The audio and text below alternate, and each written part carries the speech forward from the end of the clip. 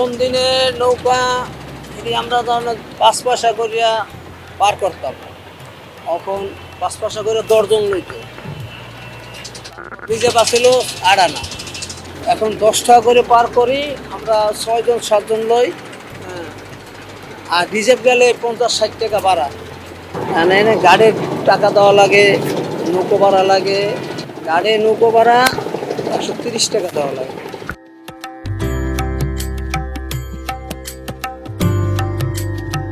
নৌকোতে অ্যাক্সিডেন্ট হয়, নৌকো ডুবে, মানুষও মারা যায়।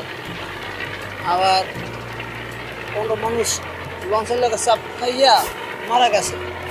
আমার নৌকো অ্যাক্সিডেন্ট হয়েছে, নৌকো লোক মারা যায় না।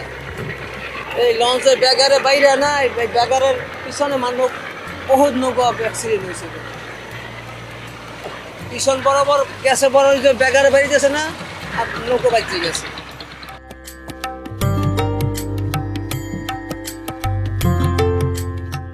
একজন মারা গেছে, বড় মেয়ে মারা গেছে ক্যান্সার রোগে। আর ছোট মেয়ে মারা গেছে, ছোট মেয়ে মারা গেছে ১.৫ বছর বয়সে, পানিতে পড়ে, দেশ বাড়িতে পানিতে পড়িয়া মারা গেছে।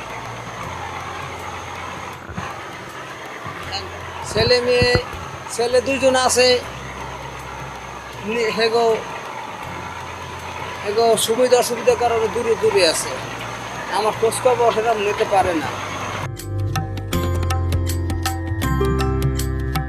বাড়ি এলে কাম করে না, ওই বাসা বাড়ির কাম করে, কারণ আমি পারি না দেখে করে একটা বাসায় কাম।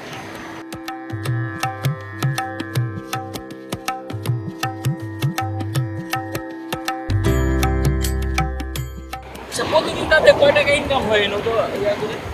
নৌকা নৌকা আমি যে তেমন কাম করি, আর ১ ঘন্টা আসি, এই ৪০০, ৫০০, ৬০০ এরকম কাম হয়, ৭০০-৮০০ টাকা কাম হয়। আর যারা সকালে নামবো আর ১০টা তামাইত কাম করবো, রাত ১০টা-১১টা তামাইত থেকেও ১,০০০-১,২০০ টাকা কাম করবো।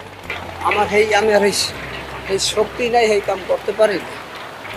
আর আমরা যে কেউ ৫-১০টা যদি হেল্প করবো, সেই লোকও আমার নাই এখন বর্তমানে।